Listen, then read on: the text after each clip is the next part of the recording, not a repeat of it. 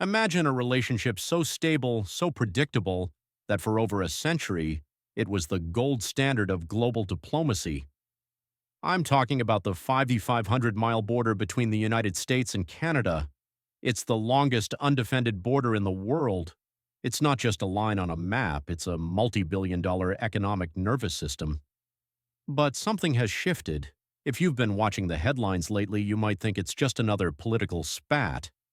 But when you dive into the actual documents, the budget filings, the procurement shifts, and the year-end transcripts from Ottawa, you realize we are witnessing a fundamental decoupling. I've spent decades in this business. I've watched politicians under the hot lights of the press room. I've seen them sweat. I've seen them dodge questions. And I've seen them use theater to hide a lack of substance. But what I recently observed in a year-end interview with Canadian leader Mark Carney stopped me in my tracks. This wasn't a typical media appearance. It was a cold, calculated, and remarkably calm declaration of independence, not from a tyrant, but from an unreliable partner. As an American, this should worry you.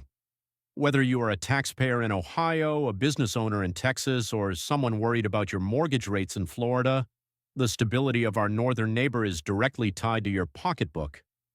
When Canada decides it can no longer rely on the U.S. for defense, for trade, or for leadership, the shockwaves eventually hit our shores. I'm Daniel Kershaw. I'm an independent legal and political journalist. I don't carry water for any party, and I'm not here to sell you a campaign slogan. My job is to follow the facts, the law, and the timeline. Today, we are going to look past the bluster and the social media noise to understand the strategic chess move Canada is making while Washington is preoccupied with its own legal battles. And stay with me because toward the middle of this analysis, I'm going to break down a specific $70 billion investment that didn't come from us, and it reveals exactly who the world thinks is the safe bet right now. It's a detail most mainstream outlets glossed over, but it's the key to the entire story. What happens to a superpower when its closest ally starts building a Plan B? That's the question we're answering today. Let's look at the timeline. Mark Carney has been in government for 9 months. In political terms, that's barely a heartbeat. But in that time, the landscape south of the Canadian border has become a legal minefield. We have a U.S. administration pushing a tariff scheme that is currently facing massive challenges, both in the midterm elections and potentially in the Supreme Court. From a legal perspective, tariffs aren't just taxes on foreigners. They are complex instruments of executive power that must comply with international trade laws and constitutional limits.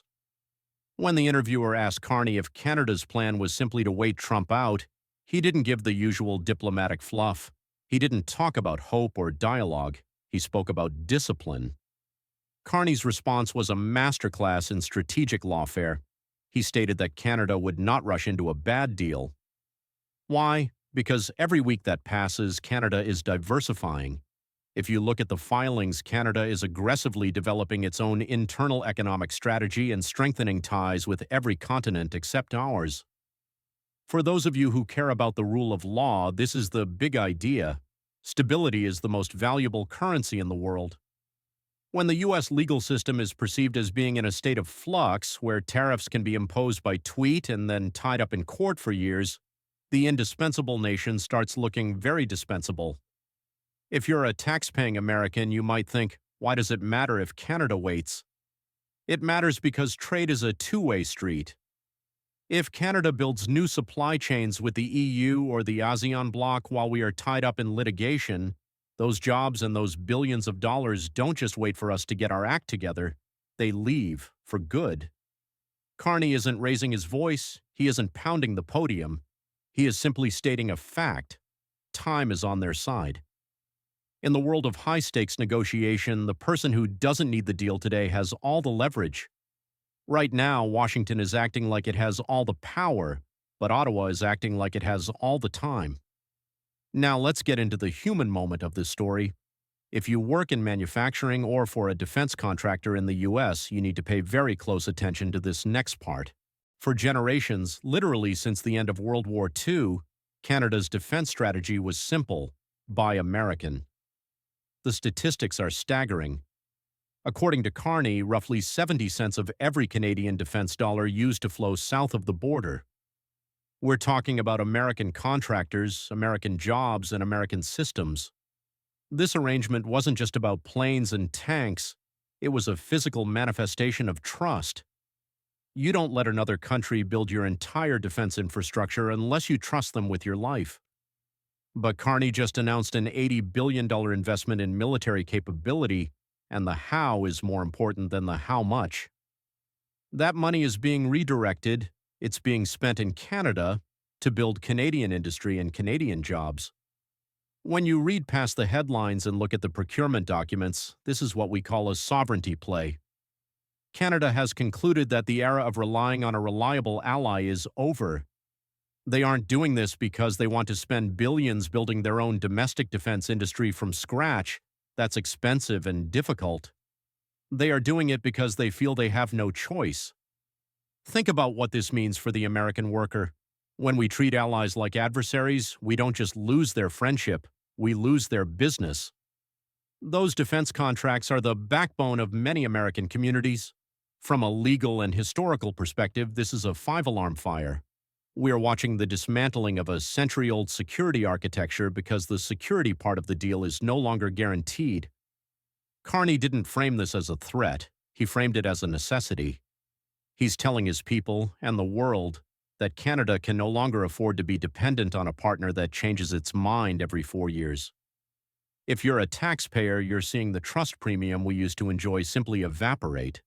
This isn't just politics, it's a fundamental reordering of the North American economy. This is the part of the story that should make every American stop and think.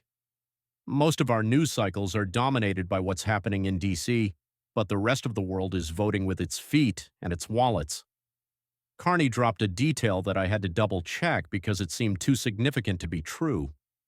He mentioned that the United Arab Emirates, UAE, has committed to investing $70 billion in Canada. But here's the kicker. Canada didn't even ask for it. The UAE volunteered. Why would a global sovereign wealth fund walk into Ottawa and hand over $70 billion? Because in a world of chaos, predictability is profit. They see a Canada that has a plan, a Canada that respects international norms, and a Canada that offers a stable legal environment. Meanwhile, they look at the U.S. and see tariffs imposed on a whim and allies treated like enemies. From a legal perspective, this is deeply troubling for our long-term standing. For decades, the U.S. was the safe harbor. If you had billions of dollars, you put it in the U.S. because our institutions were stronger than any one president. But the trust deficit is real. Carney noted that everyone from the Philippines to the EU to the Gulf states wants to work with Canada right now, and there's an even more alarming detail buried in the international record. There is currently a coalition of the willing supporting Ukraine, a group of democratic nations working to secure peace and stability. Canada is in it, the UK is in it, Australia is in it, the United States is not. Let that sink in.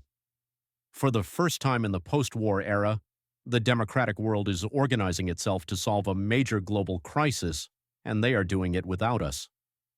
We have abdicated the head of the table, and Canada is one of the nations stepping into the vacuum. This isn't America first, it's beginning to look like America alone. If you're someone who pays taxes and just wants a system that plays fair, you have to ask yourself, what happens when the rest of the world decides they don't need us to lead anymore? We lose our leverage, we lose our influence, and eventually we lose our prosperity. I want to talk about a moment in the interview that perfectly illustrates the difference between political theater and actual governance. The interviewer didn't go easy on Carney. He essentially called him a hypocrite. Carney has spent years warning the world about climate change, yet here he is, signing a memorandum of understanding with Alberta to expand oil production. In the U.S., a question like that usually triggers an explosion. The politician gets defensive, attacks the journalist, or yells about fake news. Carney did the opposite. He stayed completely composed. He engaged with the facts. He explained that even in the most aggressive net zero scenarios from the International Energy Agency, the world will still need 25 to 30 million barrels of oil a day. His logic: if the world is going to use oil, it should be the lowest carbon oil possible. He pointed to the Pathways project in Alberta, which is set to remove 16 megatons of carbon, the equivalent of taking 90% of Alberta's trucks off the road. Now, you can agree with that logic or you can hate it. That's a fair debate. But what you can't deny is that it's a reasoned position. It's based on data, not slogans. It's the approach of a pragmatist, not a performer. Carney spent his career running the Bank of Canada and the Bank of England. He's trained to manage complex failing systems, and you can see that in how he's handled his own domestic politics. Conservative members of the Canadian Parliament, people who have spent their whole lives fighting the Liberal Party, are defecting to support him. Why?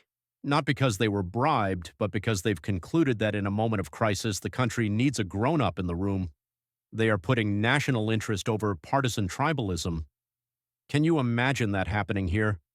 Our political culture has become so consumed by us versus them that we've forgotten what it looks like to actually solve a problem.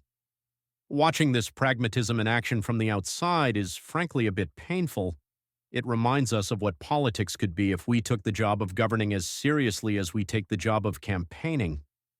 Carney's big idea is simple. Canada is getting stronger because Canada is being disciplined. While Washington provides the bluster, Ottawa is providing the blueprint. For any American who cares about the future of our republic, this contrast should be a wake-up call. So, where does this leave us? As I look at the evidence, I'm forced to reach a sobering conclusion. We are watching the coming of age of Canada, but it's happening at the expense of the American century. For decades, we took our northern neighbor for granted. We assumed they would always be there, always be quieter, and always be dependent on us. Mark Carney's interview proved those assumptions are dead. Canada has discovered its own power. They've realized that being a junior partner to an unpredictable superpower is a dangerous game, so they are charting their own course. They are building their own defense, courting their own investors, and leading their own coalitions. Every week that we stay mired in chaos and legal uncertainty is a week that Canada uses to become more independent. This isn't just about Mark Carney or Donald Trump. It's about the fundamental principles of the rule of law and institutional stability. When you stop being the most reliable person in the room, people stop looking to you for directions. Legally speaking, this is a red flag moment for the American rule of law. If our closest ally no longer trusts our institutions to be stable, why should anyone else? Trust takes a century to build and a weekend to break. If you're someone who works hard, pays your taxes, and just wants a country that functions properly, how much does it worry you that our oldest allies are now planning for a future without us? Where do you think the line is between standing strong and standing alone? I want to hear your thoughts in the comments. I read them because these are the conversations we need to have beyond the shouting matches and the partisan talking points. If you value this kind of deep dive, fact-based analysis, do me a favor. Subscribe to the channel and hit the notification bell. It helps us keep this independent project going so we can continue to look at the rulings and the records that most people miss. I'm Daniel Kershaw. Thank you for joining me, and thank you for caring enough about the law in our country to look at the big picture. We'll talk again soon when the next filing drops. Stay sharp, stay independent.